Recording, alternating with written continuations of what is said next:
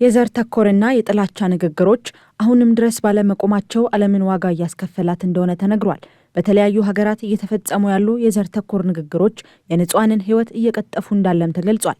ለበርካቶች እልቂት መንስኤ የሆኑት ታሪኮች መማር አልተቻለም ያሉት በኢትዮጵያ የእስራኤል አምባሳደር ዶክተር አብርሃም ንጉሴ ተመሳሳይ አይነት ጥፋቶች እንዳይቀጥሉ ዓለም ትምህርት መውሰድ አለባት ብለዋል። ዓለም መማር ያለበት በመጀመሪያ ደረጃ የጥላቻ አነጋገርን ማስወገድ ያስፈልጋል። ዓለማችን አሁንም ተምሯል ማለት አይቻልም። ዓለማችን አሁንም አልተማረም። በየቦታው የሰው ልጆች ሲጨፈጨፉ ይታያሉ።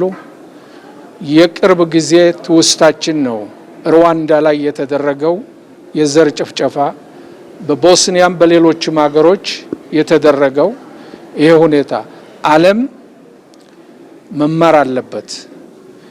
ዓለም የዓለም ሕዝብ ይህች ዓለም የሰው ልጆች በእኩልነትና በሰላም በብልጽግና የሚኖሩባት መሆኑን እያንዳንዱ ብሔር፣ እያንዳንዱ ሕዝብ፣ እያንዳንዱ ሀገር ኃላፊነት አለብን ማለት ነው። በአንድ ማህበረሰብ ላይ የሚፈጸሙ የጥላቻ ንግግሮች ወደ ተግባር ተቀይረው ለበርካቶች ሕይወት ማለፍና ለሀገርም ሆነ ለዓለም መጥፋት መንስኤ እንደሚሆኑ አምባሳደሩ ጠቁመዋል። በዓለም ታሪክ ውስጥ በዘር ተኮርና የጥላቻ ድርጊቶች ሳቢያ የ6 ሚሊዮን አይሁዳውያን ሕይወት እንዳለፈበት የሚነገረውና ሆሎኮስት የሚል ስያሜ ያለው የጀርመን ናዚ አገዛዝ በአይሁዳውያን ላይ ያደረሰው የዘር ጭፍጨፋ 81ኛ ዓመት በአዲስ አበባ የአፍሪካ ኢኮኖሚክ ኮሚሽን አዳራሽ በተካሄደ ዝግጅት ታስቧል። ይህን ቀን በግፍ ለተገደሉ ዜጎች መታሰቢያ መሆኑን የጠቀሱት በኢትዮጵያ የተባበሩት መንግስታት ድርጅት ዋና ተጠሪ አሊባቱዋኔ ጥላቻና ኢፍትሐዊነት መወገድ እንደሚገባቸው ገልጸዋል። በተጨማሪም የሰው ልጅ ክብርና መብት ለማስከበር ሁሉም ሀገራት የበኩላቸውን መወጣት እንዳለባቸው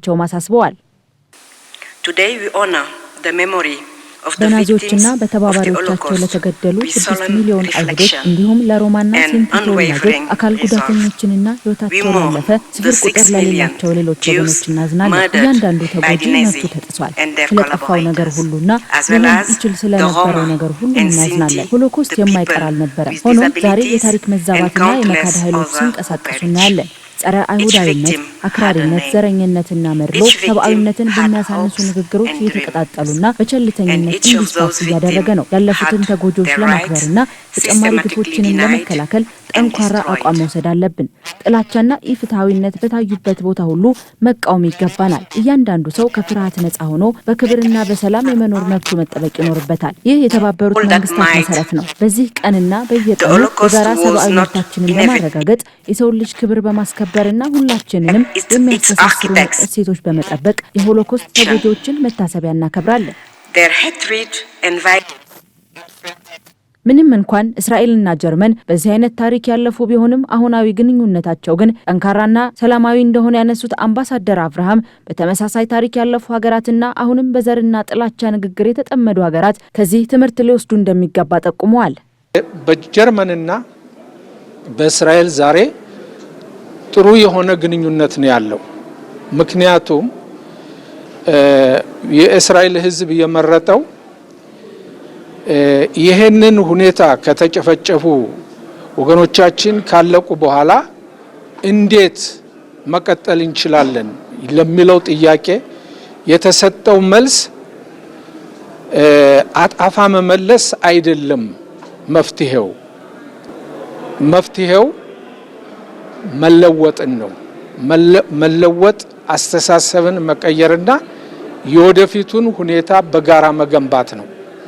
ስለዚህ የእስራኤል ሕዝብ እንደገና ከታሪካዊ ቦታው ላይ በ1948 በመንግስት ደረጃ ከተቋቋመና ከተደራጀ በኋላ ከጀርመን መንግስት ጋር በመተባበር ይህን ቁስል በአንድ ላይ ልናጥበው ችለናል።